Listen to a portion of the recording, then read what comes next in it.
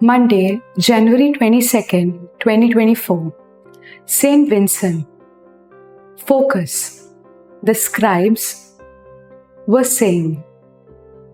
Mark chapter 3, verse 22. How wicked it is to see a good deed, yet insist it is evil.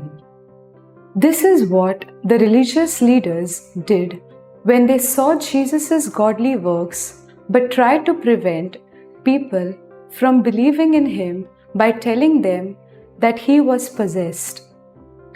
The scariest words in the Bible were addressed to those stubborn scribes. A person who sees but deliberately denies the power of the Holy Spirit is unable to ask pardon and be saved, and so commits an eternal sin.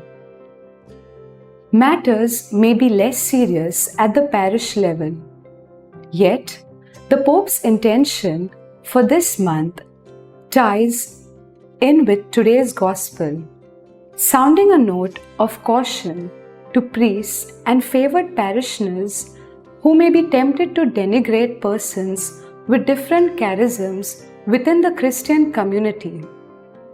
Discernment is needed at all times, lest we insult the Holy Spirit.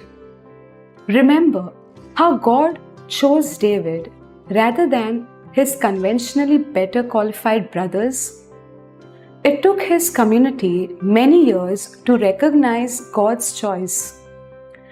David was anointed as a teenager, but only at 30 was he publicly made king at Hebron. Those who discern their mission must not lose heart if they have to wait a long time to fulfill it, or if they see it cruelly cut short like Saint Vincent of Saragossa, the first Spanish martyr. Fruit.